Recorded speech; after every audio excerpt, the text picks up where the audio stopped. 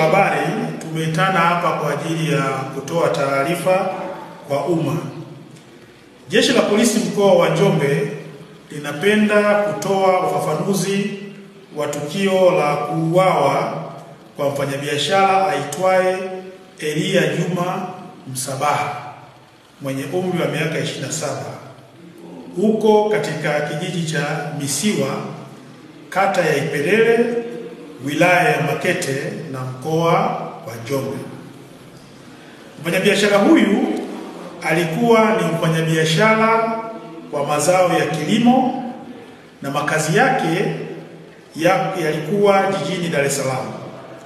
Tarehe 28 mwezi wa 8 2025 aliondoka Dar es Salaam na kuelekea wilaya ya Makete kwa ajili ya kununua mazao, na alipofika huko tarehe 29 mwezi wa 8 2025 aliuawa na mtu ambaye anafahamika kwa jina la Alfani John Mbilinyi kwa kumpiga na kitu butu kwenye paji la uso, kisha kuchimba shimo na kumfukia nyuma ya ghala lake la kuhifadhia mazao.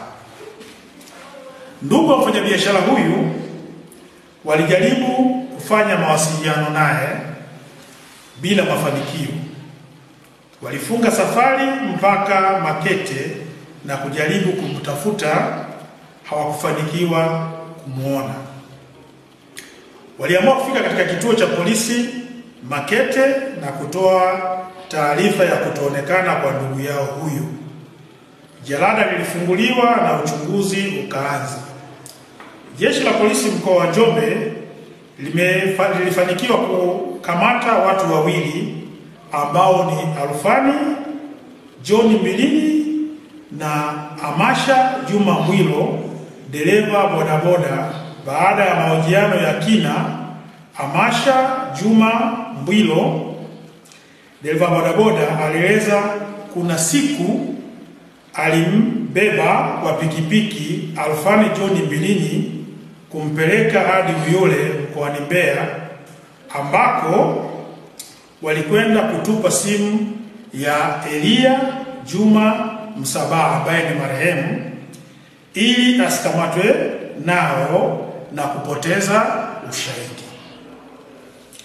Baada ya jeshi la polisi kupata ushahidi huo wa awali, askari walimkamata Alfani John Mbilinyi, na baada ya mahojiano walieleza ni kweli Elia Juma Msabaha alifika kwake kwa nia ya kununua mazao. Aliona akiwa na kiasi cha fedha shilingi milioni 4,650,000, akaingiwa na tamaa, na kwa vile alikuwa anadaiwa benki akaamua kumpiga na kitu butu usoni na kufariki dunia. Baada ya hatua hiyo akachimba shimo nyuma la ghala lake na kumfukia. Baada ya maelezo hayo alikwenda kuwaonesha askari eneo alipofukia mwili wa Elia Juma Msabaha.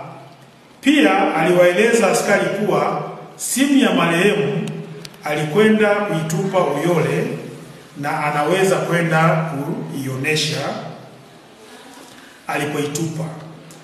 Askari wakiwa na mtuhumiwa wakiwa wanaelekea Uyole wakiwa na gari walipata pancha. Wakati wanabadilisha tairi ndipo mtuhumiwa huyo alikurupuka na kuanza kukimbia. Askari walipiga risasi hewani kumtahadharisha, lakini alikaidi. Askari walimlenga miguuni, ndipo risasi ikampata karibu na kiuno na kudondoka chini.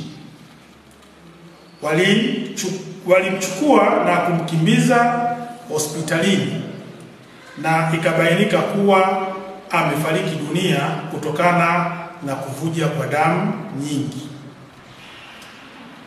Jeshi la Polisi mkoa wa Njombe linatoa onyo kwa baadhi ya wananchi wanaoongozwa na tamaa, kujipatia fedha au mali kinyume na sheria za nchi, kuacha, kwa sababu madhara yake ni makubwa kwao na kwa wengine.